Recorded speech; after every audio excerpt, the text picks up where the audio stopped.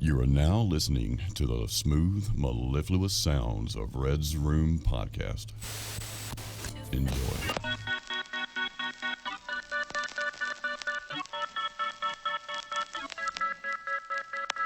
Welcome to episode number 35 of the Red's Room Podcast. I'm your host, Red. And I am your co-host, Jake. And today we are talking about Scientology. As always, our references are in the episode description. A big reference here. We had to cop Dianetics by the late great L. Ron Hubbard. The fucking legend himself, L. Ron Hubbard. Yeah. The fiction extraordinaire. Show how thick that one is. Yeah, dude, this one, take a look at this, folks. Dude. Look at how thick this is. Up to my head. This is a big ass book. Yeah. I was telling Red, it's definitely Bible size fucking book here. Like, he was not fucking around with Dianetics. Yeah. We did not read that whole thing. Yeah, no way. Also, too, I skimmed it. I got it. This cover is badass. He's got like a volcano fucking... Yeah. You know, it's all He shiny does. and shit. This one too, the cool, like the pyramid. Yeah. He did not fucking... They had some awesome art. Oh, man. That was the inspiration for our background? No. No, don't start that rumor. It was not at all. No, It was not Scientology. Oh, man. So. Enough fucking around here. Fuck yeah. I said our references are in the description. There's a lot of them. Yeah. A lot of them on this one. I started this off with a quote. All right. From L. Ron Hubbard himself, November 7th, 1948, at the Eastern Science Fiction Association. He says, "You don't get rich from writing science fiction. If you want to get rich, you start a religion." And he did. Wow. And then I have another little spot here, not quite a quote, but this is from the Guinness Book of World Records. "The most published works by one author is 1084 by L. Ron Hubbard, whose first work was published in February 1934 and the last in March 2006. This guy wrote more nonsense than anyone. So we're off to a great start and feel for Scientology. Definitely a big shout out to Rogan's Leah Remini and Ron Miscavige interviews. Yes. And he definitely touches on the fact that L. Ron Hubbard has written, like, essentially the most fiction out of fucking anyone of all time. Like, he is the GOAT fiction catalog guy. So it's definitely interesting that he has a religion. You know, we've heard of Scientology, and Mans has wrote more BS than anyone. Yeah, and you saw that, just that Dianetics book, he is not, these works are not short. Not at all. He is long-winded. Yeah, definitely. So, we both listened to those episodes of Rogan. They were very great coverage. Definitely good background knowledge. Very good interviews. And I included links to where I got these quotes from. One, this is from the Guinness Book of World Records website. I included that. Dude, oh my god, that's crazy. Yeah. I'm going to read a little paragraph here. All right. Scientology, international movement that emerged in the 1950s in response to the thought of Lafayette Ronald Hubbard. Which, by the way, I didn't know the L stood for Lafayette. That's an interesting name. I didn't know that was a name. Yeah. When I grew up in California, I just thought that was a place. But yeah, it's exactly. A name. Lafayette Ronald Hubbard, born March 13th, 1911, died January... No, that's not right. He didn't die in 86, did he? Did he die in 86? But his last work was published in 2006. Someone else must have continued publishing his works. Yeah. Anyways, continue on. A writer who introduced his ideas to the general public in Dianetics, the modern science of mental health, in 1950. Hubbard's stated goal was to analyze humankind's mental aberrations and to offer a means for overcoming them. Mm-hmm. He eventually moved away from Dianetics' focus on the mind to a more religious approach to the human condition, which he called Scientology. The Church of Scientology was founded in 1954. So that's pretty quick. He moved from the book to a church in 4 years. Pretty big jump there. And yeah, interesting name he chose there, Scientology. It's supposed to, I'm assuming that's to make it sound more legitimately based in science, but it's not. Mm-hmm. As far as I know, like, Dianetics is probably some of his better work. I don't think it's quite as far out there. We'll get into, like, Xenu and some different shit later, but... Yeah, it is, but I think it's mostly plagiarized from other people. Probably. But from what I read about it is it's not bad. Mm-hmm. So, yeah. The little cliff notes I read on it didn't seem bad, but... yeah. Same on Wiki. It didn't make it sound terrible. Probably would have been better if he just stuck to Dianetics, but... Maybe. What he did pretty good. Yeah. You can see some pictures of this guy with fat medals. Oh, God. He just award himself medals. Yeah. And ranks in the church that he gets to make up. Mm-hmm. So I'm sure he had a great time. But yeah, let's get into this section. That was just my introductory stuff. Now, my next section here is history of the church. Alrighty. And yeah, Scientology has long been embroiled in controversy.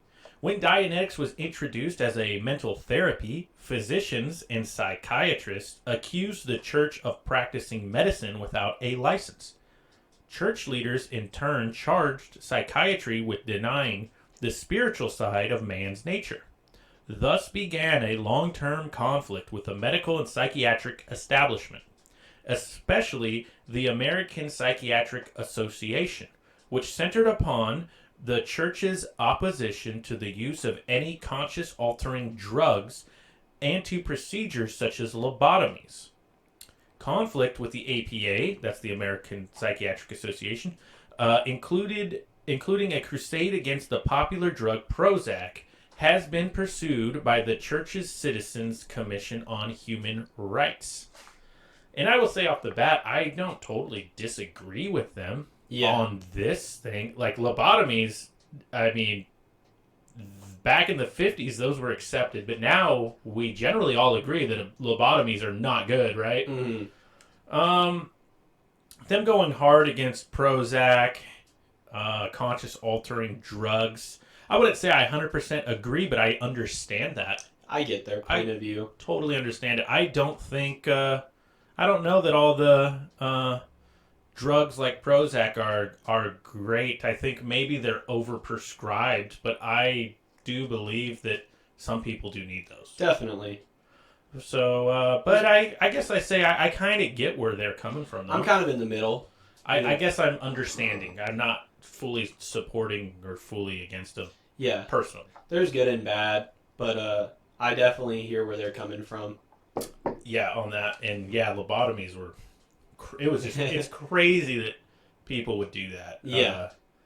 If you're not familiar with a lot of lobotomy, I should have looked it up to make sure I'm right, but I'm pretty sure they kind of just cut off your frontal lobe of your brain. It's like, yeah. And then you become, like, unfeeling, like, robotic after that. Kind of.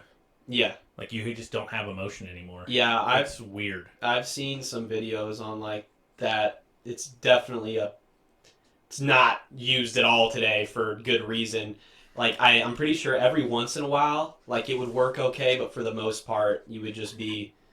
You're like a zombie. You're like you're just turning some of your patients into more vegetative kind of states, you know? Yeah.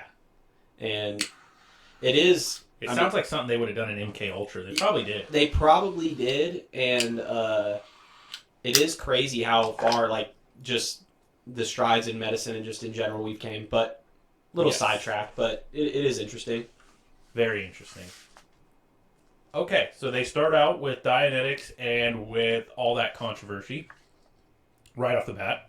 Then my next one here. In 1958, the Internal Revenue Service, the IRS, began revoking the tax-exempt status of individual Scientology churches for, among other reasons, their practice of selling counseling courses.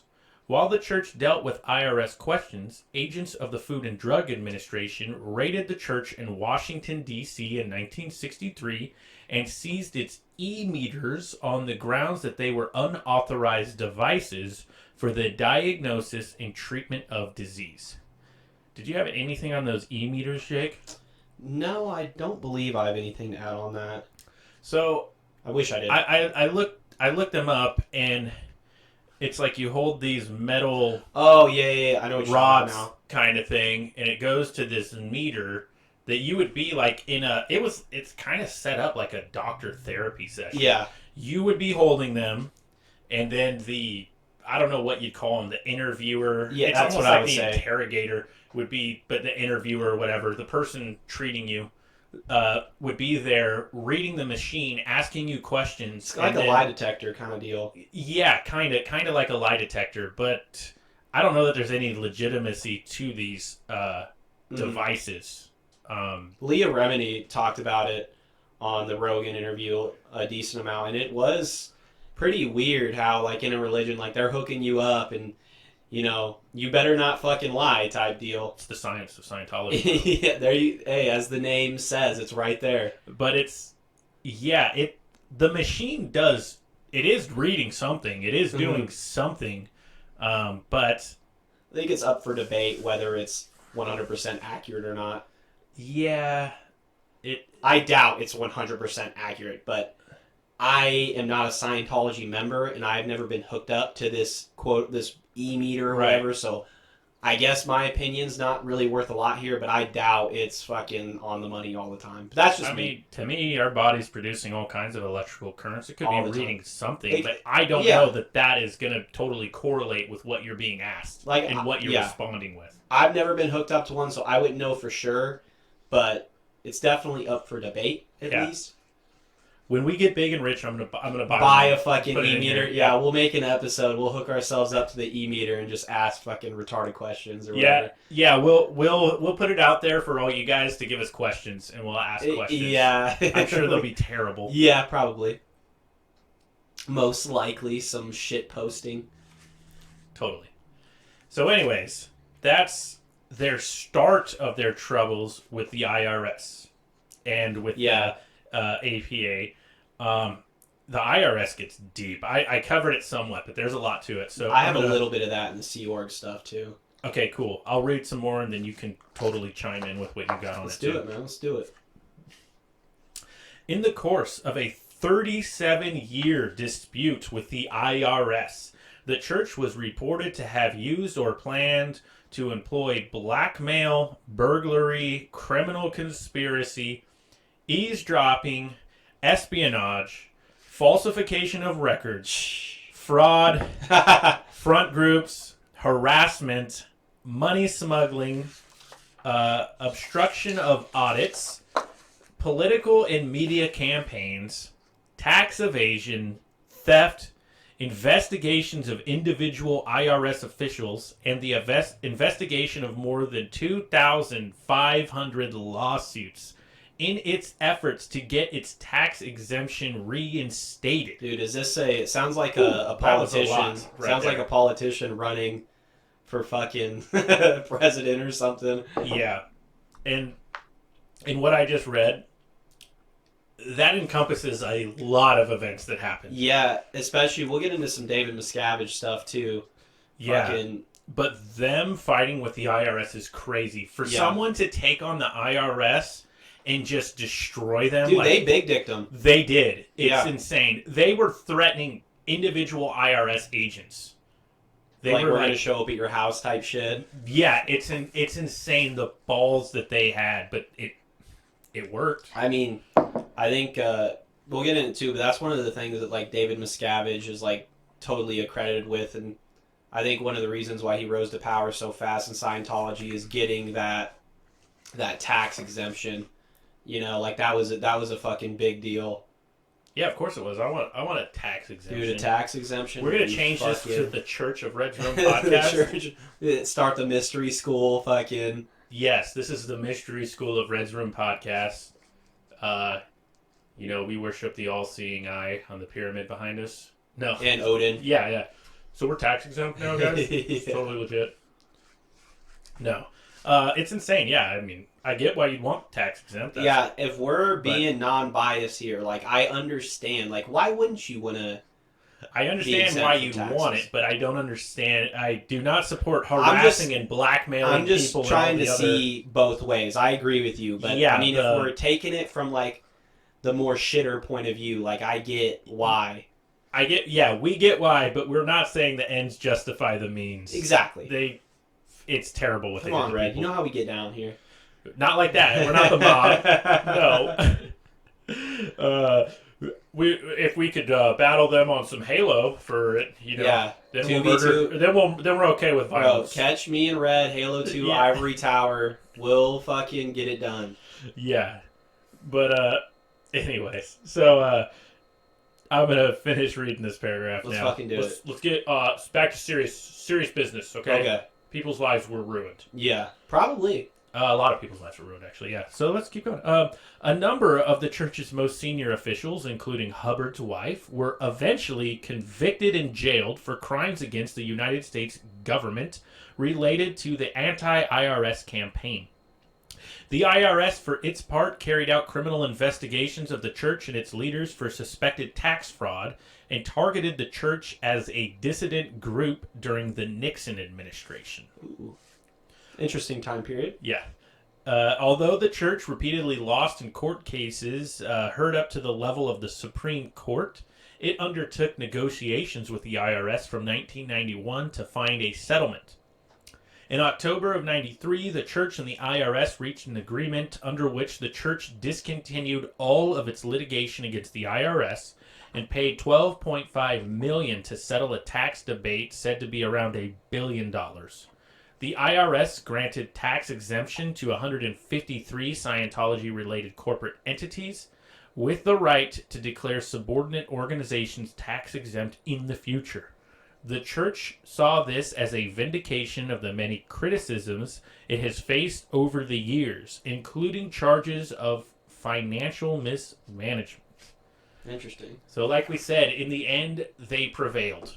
Yeah, they did. Which is insane. They did. That was definitely a fat dub, just in general, for Scientology. And kind of like how you said that word vindication. Like, they did kind of feel vindicated, like, we deserve this win type shit.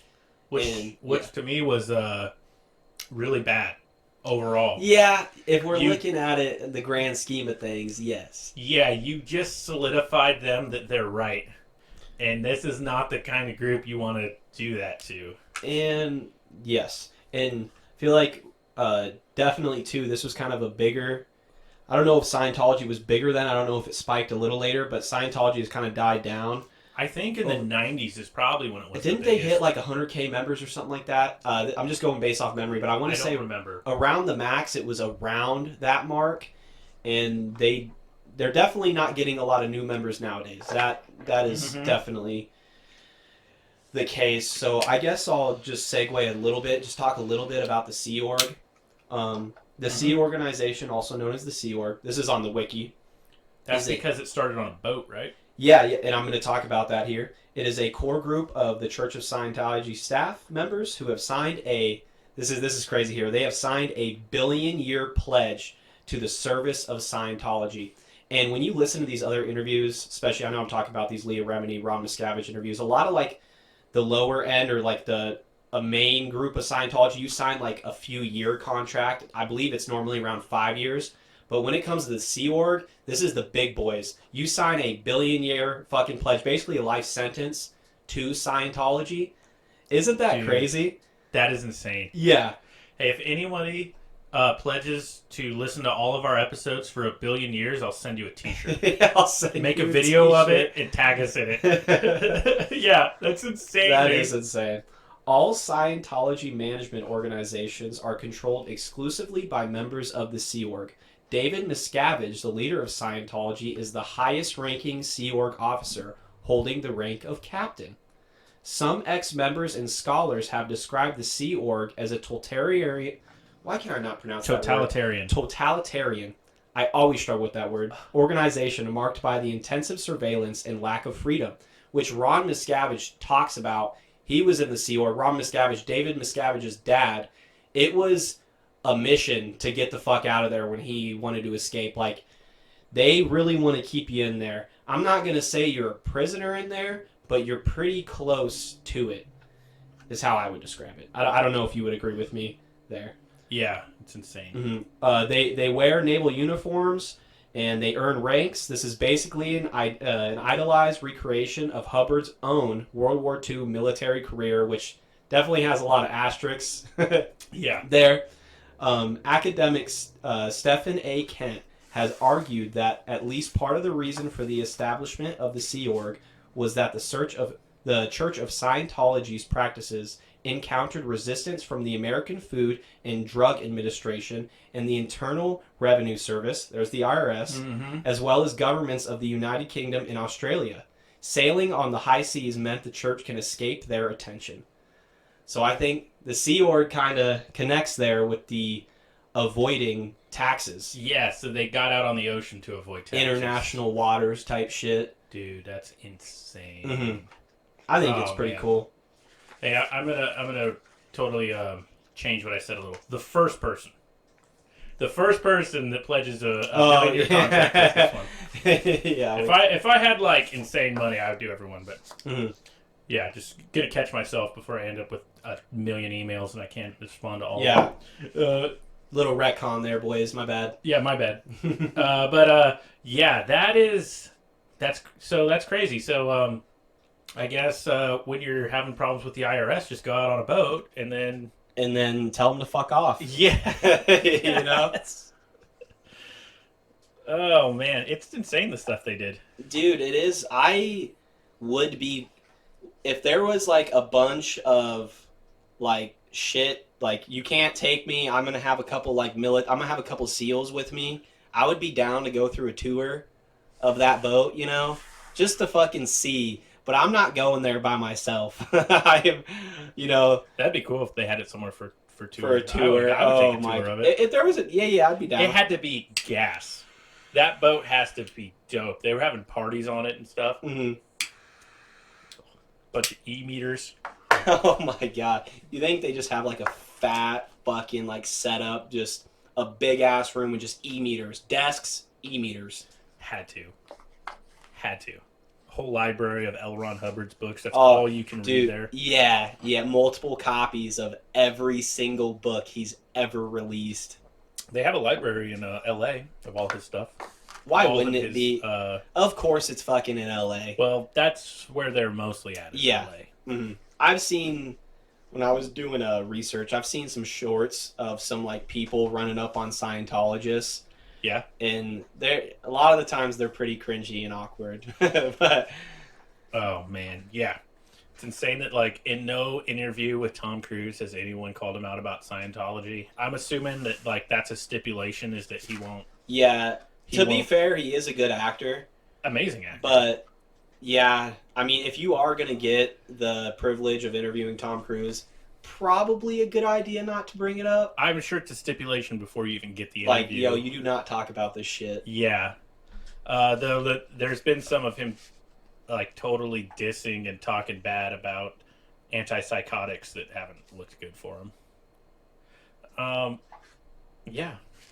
I think that's what we got on that section. Mm-hmm. Are you guys ready to dig into the ideologies of Scientology? So we've talked about the organization, but talked about the organization, talked about the Sea Org, talked about the tax evasion stuff. Now let's get into talked about the E-meters. Yeah. So they started with the Dianetics. It was like self-help kind of. Yeah, and from what I know on the wiki, a lot of like actual like degree earned psychologists kind of dismiss it a little bit, but I don't think that it's necessarily like bad book from what I've read, you know. Mm-hmm. But we're gonna get into the real shit here. Yes, this is what Scientologists actually believe, and I have to give a shout out to South Park for first giving me all this information. If y'all haven't seen the South Park rendition of what Scientologists believe, look it up and watch it. Yeah, what I did was I didn't know that I could if it was a good idea to tag a YouTube video ripping this off of South Park. So I tagged an article about this from South Park, but this is from them. Oh, this is actually from South Park? This is a recap of their video from an article going through it. And as far as I know, the South Park rendition is actually like kind of accurate, isn't it? It's accurate. Yeah, I went through some other stuff. This is okay. This is accurate, and the thing is, guys, is bear in mind that the people who start in Scientology, there's like levels and tiers. OT to it. levels. You get like trickles of information at a time. I'm going to talk about that after. You don't get this doctrine until you're like way up there. Mm-hmm. And in the interview of Joe Rogan had with Leah Remini, they talked about a little bit that she didn't get this till she was like at the highest level. She got to like 5 or 6. I thought this was 8, but I don't remember. As far as what do they call it? OTC level or something? There's OT. There's OT? There's 1 through 8. OT, it stands for operating. What is it? Thetan. Thetan. Yes, that's operating how you say Thetan. Yes. Yeah. So you don't get this. So she was there for years, paid tons of money doing all their courses, millions of dollars. Finally reaches the level. She got this information and was like, "What the fuck?" Yeah, I'm pretty sure she was in there with her mother. And yeah, because her mother was in too. She ended up getting out. Yeah, both of them. They finally got out. And there's It's crazy. So this is the real doctrine. If you spend all the time and money, this is what according to South Park right here. Yeah. I think it's pretty accurate from the other stuff I read. But here we go. So, 75 million years ago, there was a galactic federation of planets ruled by Lord Xenu. Xenu thought his planets were overpopulated, so he gathered aliens from all different planets and had them frozen. Those frozen bodies were packed into galactic cruisers which looked like jetliners, except with rocket engines, and were brought to Earth. The frozen bodies were dumped into the volcanoes of Hawaii. The aliens died, but their souls floated to the sky. Xenu had prepared for this. He didn't want their souls to make their way back to the Federation of Planets, so he had the souls gathered by giant soul catchers. The souls were taken to a brainwashing facility Xenu built on Earth. They spent days being brainwashed, which tricked them into believing a false reality. Those souls were then released and roamed the earth confused. At the dawn of man, the souls attached themselves to all mankind, causing fears, confusions, and problems that still plague humanity today. That's it. It is kind of a dope premise. Like, he literally fucking froze these bodies, and there is, like, people nowadays who freeze their bodies thinking that, like, later down... Have you heard about this shit? Where you can get your body frozen and then, like, you know, fucking so many 100 years later, they're going to have the technology and they're going to revive you and you're going to live forever. Xenu was, like, on this shit and dumped them in a volcano and harvested their souls. And I believe that's where it goes to where the souls eventually occupied people's bodies. And yeah, they believe that they're like attached to all over our bodies. There's a bunch of these souls that, attached to like every part of us, and they are what are causing all of our problems. The reason you have depression and anxiety is because of these alien souls. Because of this one spirit that had like depression issues. He's a part of you. Souls that are like in purgatory attached to you. It's honestly, it's crazy. Kind of a dope premise though. It would be cool for a movie or a series. Yeah, that's what I mean. Like, totally. Yeah. But definitely sounds like something a science fiction writer would come up with. Yeah. For sure. Do you want me to segue into the OT levels, or do you want to get into the... Go ahead, yeah, talk about them. Okay, so the operating thetan, I'll give you just a small wiki summary of just the OT levels in general. In Scientology, operating thetan is a state of complete spiritual freedom in which one is, quote, willing and knowing cause over life, thought, matter, energy, space, and time. Okay, so now let's get into a couple of the levels here. We're going to start with OT1, the first one. This solo audited level is the first step a clear takes toward full OT abilities, in that the first step is a fresh, causative OT viewpoint of the MEST universe and other beings. The cost to move to this OT level 1 is, as far as 2013 is concerned, on the wiki is about $3,000 for the first level. So now, OT level 2. By confronting hidden areas of one's existence on the whole track, that is by confronting past incarnations, vast amounts of energy and attention are released. I'm assuming they're talking about the souls that are in you. Those on the solo audited level experience a resurgence of self-determinism and native ability. OT2 unlocks the aberrative factors on the whole track that have allowed the Thetan to lose its innate freedom and ability, and the one achieves the ability to confront the whole track. So I'm assuming this is like confronting your spirits, fucking, This level, as far as 2013 wiki, costs $5,225. Now, going on to OT3, this one is called The Wall of Fire. Media attention has mostly focused on operating Thetan level 3, this one, The Wall of Fire, which reportedly tells the history of the universe from 75 million years ago. So I'm assuming OT3 is where you get the story of... You've got to get at least some of it, right? They give you a little bit.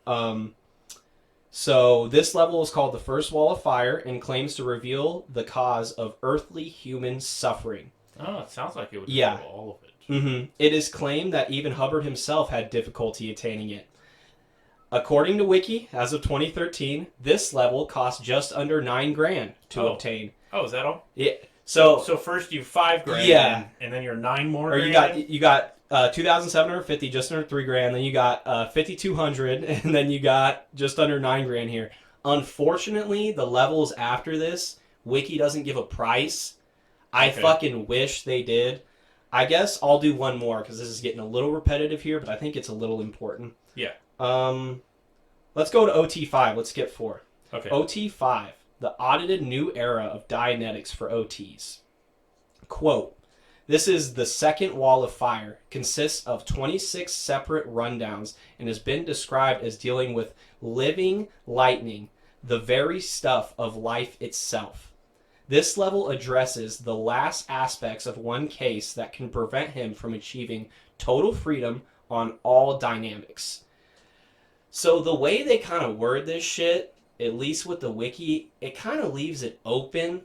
Yeah. You know what I mean? Like, it doesn't seem like one true, like, not this is how it is. It's kind of like some fantasy, like, kind of BS to me, but I don't know how you feel about it. Definitely BS, but interesting. As far as I know, you get up to OT8. That was the highest level for a long time. And then later on, they added more OT levels. We found an L. Ron Hubbard vault. There's think that's new pretty info. Recent. Yeah. That's more recent. Which kind of sounds like they're like, we can get some more money out of these people. Let's make some more levels. It sounds like a retcon to me. Yeah. Did you cover the Kakan? No, but we were going to talk about it. If you want to talk about it a little bit here. I feel like this is a good spot. So there is a title that you can acquire, which I don't know how high you have to be. By the way, I tried looking it up, and I really couldn't find much about it. Okay. But yeah, if you get high enough, I don't know what else is required, but you can get a title called Kakan. Leah Remini talked about it. Yeah, I think John Travolta and Cruz has something and higher. Cruz have it. Cruz is probably higher. Yeah, but yeah. So basically, they can murder someone. Yeah, and if you are under them, you just have to clean it up. Yeah, like there's no ifs, you can't or even buts. question them about it. No, you clean up the body. Nothing is said. Me and Jake and Tom Cruise could all be sitting here. Tom could just fucking murder me. Yeah, or both. And then, yeah, I was saying he can murder one of us, and then the other one, if we were in it, would just have to clean it up and act like it never happened. Yeah. Just dispose the body for him. That is so insane. It is. They have something like that in there. They made a title for someone to they could just do whatever they need to. The Kakan. Sounds kind of like they ripped it off of Genghis Khan, but the Kakan. Yeah, type shit. Yeah. Okay, so I think we covered the levels good. I was going to go over some of their holidays. Let's do it. They have their own holidays. This is brief. Scientology celebrates 7 main holidays each year. First one is L. Ron Hubbard's birthday, March 13th. Celebrate Scientology's achievements during the prior year. Of course they celebrate his birthday. Yeah. The next one is Dianetics Day, May 9th. marks the anniversary of the 1950s publication of Dianetics.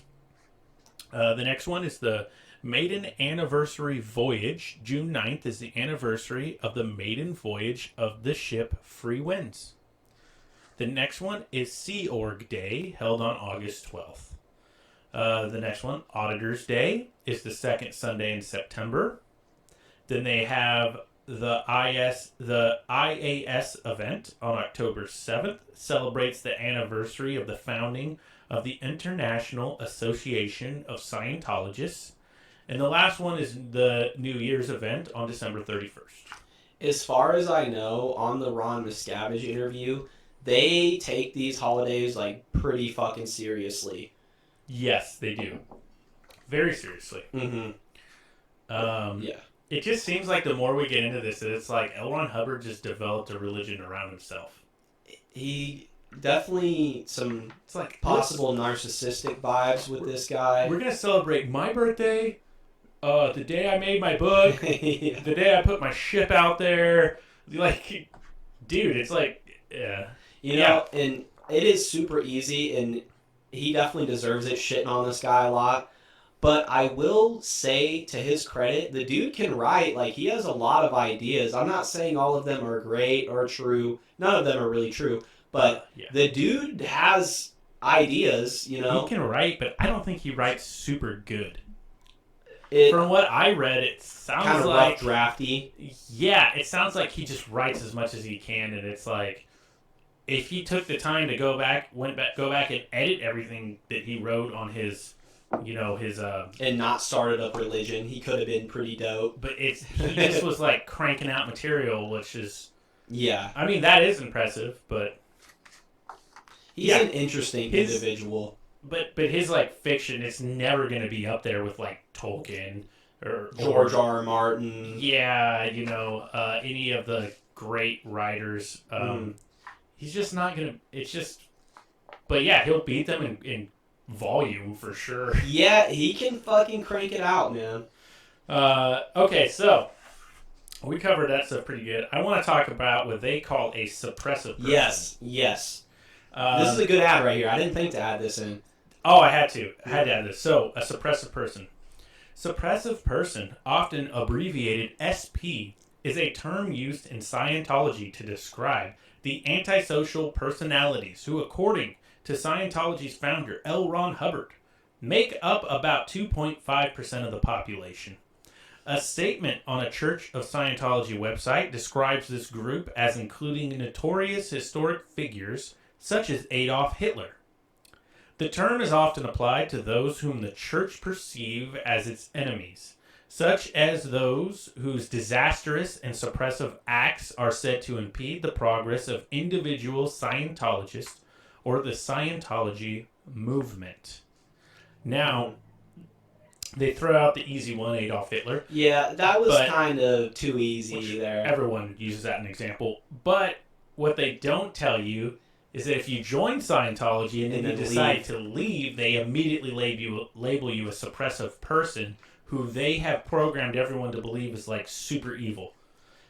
So it goes bad, and that is what segues into the next part I have to talk about, which is disconnection. Yeah. I think what I was going to say, though, like, it's so easy. If someone leaves, like, they get on Google. By the way, something that I need to, especially the Sea Org, like, and I'm assuming some more really devoted Scientology, like, organizations, you're not allowed to, like, go on Google. Yeah. Like, so if you're in the Sea Org, you're in a compound now. Exactly. It's no longer a boat. Now it's a compound. You live on the compound, and yeah, like you said, when you go on the internet, they have like a North Korea Google. Like, it's super redacted. It is. You're not allowed to see a lot of things. And one thing that I do want to say, though, the Sea Org is a smaller, like, that is the real fucking OP Scientologist. Yeah. Like, if you're you're deep, that's where you are. Yeah. And that's like their White House. That's so like the Washington, D.C. for them. If someone there, like, figures out the real shit, like, they get, like, they get an iPad in there that has fucking Google on it, and they figure it out, and they dip out, they're not gonna, the organization does not want you to talk to that person, because they're gonna be able to, like, you know, try to get you to know the real shit, you know? So that's why they label you as a suppressive person. The Scientologists that are still on, don't talk to that person. He's full of shit. He's not with us anymore. It's not easy for you to just get out either. Like, exactly. It's in the Sea Org, though. We're kind of... No, in the Sea Org. Yeah, in the Sea... If you go there, I think you go there, like, you do the like a tour. Okay. I think it's like you volunteer to go for like 5 years or something. Yeah. But at the end of that, it's hard. You basically have to re-list to do it again. Like the father, David Ron Miscavige, he talks about he had to escape. He planned his escape. Yes. Like they have a gate, like it's like some Waco shit. They have guards and gates, like you can't just leave. You can't just leave, and I guess he kind of developed a good relationship with the guards watching. Like he was like giving them like snacks and shit. So like he went out like he was gonna go get snacks, and he fucking dipped with his wife. He had privileges other people didn't have. Though. Yeah, there's a lot of regular people who just if they wanted to, they can't get out of it. Yeah, if he didn't have those privileges, does he get out? I think there's a good chance he doesn't. I think Waco is a good comparison. I think so too. Definitely different, but some similar vibes. Definitely different. Okay, let's talk about disconnection. My bad for kind of getting you out there. No, totally good. That's what we're all about. All right. Disconnection is the severance of all ties between a Scientologist and a friend, colleague, or family member deemed to be antagonistic towards Scientology. The practice of disconnection is a form of shunning. Among Scientologists, disconnection is viewed as an important method of removing obstacles to one's spiritual growth. In some circumstances, disconnection has ended marriages and separated children from their parents. The Church of Scientology has reportedly denied that such a policy exists, though as of February 2012, its website acknowledged the practice and described it as a human right. In the United States, the Church has tried to argue in court that disconnection is a constitutionally protected religious practice. However, this argument was rejected because the pressure put on individual Scientologists to disconnect means that it is not voluntary. Yeah, even the U.S. was like, man, I don't know. Yeah, so it's very similar to what other religion, like more culty religions, practice of cutting off anyone who doesn't believe what you believe. Basically, it's basically what it can tie down to. With Scientology, they say it's anyone in the way of you believing them. So if you have a family member that was like, yo, what the fuck are you doing? Have you seen this stuff on the internet and seen all this stuff about this? You can't talk to them. Then you'd be like, you got to disconnect from them. They're just a suppressive person who is limiting your spiritual growth. I guess I'm referencing this too much, but Ron Miscavige talks about him and his wife got out. His son is obviously still in, David Miscavige. Mm-hmm. And they have had no contact. I believe he has a daughter or two that are still in. They have no contact. No contact. They cannot talk. Totally cut off. No ifs, ands, or buts about it. And that's their fucking father. And I think, if you were to ask the children, they're probably in and would be about it. But it's still like, regardless, no fucking contact. Yeah, that's the way it goes. And to play devil's advocate, which I feel like I have. You leave the tribe and you're cut off forever. Yeah, if I'm deep in and I'm for this cause, like I can kind of understand where they're coming from, but it's still not right. At least in my opinion, it's still not right. Right. Not for when you know all the facts about the group. Yeah. It's insane. It is pretty crazy. And it's ruined a lot of people's lives. And if you were to watch Leah Remini's show on A&E. Yeah, Remini, she had a good show. Which, sorry if I'm screwing up her last name. Remini. I believe it's Remini. Remini. Cool name. But yeah, if you watch her show, I've watched some of it. It's really good. And it dives deep into people's lives being ruined. And a lot of it is around their families. And then the rest of it's around... If you do get super deep in it and you go out there on the Sea Org and then you try to come back to society, it's tough. You have nothing. Yeah, you have. They get paid not like $10 a week or $15 a month. Like so shit for one, like you have that. no money. Yeah, no retirement. You've probably been encouraged not to go to school and to give your time to the church. So you're That's uneducated. So you got no skills to get jobs. You have your family is probably in Scientology, and now you're leaving them. They're all disconnected from you. You're isolated, and you have no resources. So are you kind of getting to that's kind of purposeful, maybe? Yeah, it is purposeful. If you are to leave, you don't have shit. Yeah, and that's the design to keep you in there. But yeah, her show really sheds a lot of light on those. If you want more of those details, just watch her show. It does an awesome job. Yeah, it talks to a lot of. She's helped a lot of those people, which is good work on good for her. That's good, awesome. Yeah, good for her. So I'm going to talk about one last policy they have. Let's to wrap this thing up. Let's fucking do it. This is called fair game. The term fair game is used to describe policies and practices carried out by the church against people the church perceives as its enemies. Hubbard established the policy in the 50s in response to criticism both from within and outside his organization. Individuals or groups who are fair game are judged to be a threat to the church and, according to the policy, can be punished and harassed using any and all means possible. Hubbard and his followers targeted many individuals as well as government officials and agencies, including a program of covert and illegal infiltration of the IRS and other U.S. government agencies during the 70s. They also conducted private investigations, character assassination, and legal action against the church's critics in the media. The policy remains in effect and has been defended by the Church of Scientology as a core religious practice. An ethics order dating from March 6, 1968, issued by L. Ron Hubbard aboard his boat, the Royal Scotsman, lists 12 Scientologists who were accused of distributing altered versions of the upper-level materials. Hubbard writes, "They are fair game. No amnesty may ever cover them. Any Sea Org member contacting them is to use auditing process R245. The R245 auditing process consists of shooting a person with the intent to kill them." Dun, dun, dun. So, yeah. They're catching bodies. Yeah, he's authorizing them to kill people. Yeah.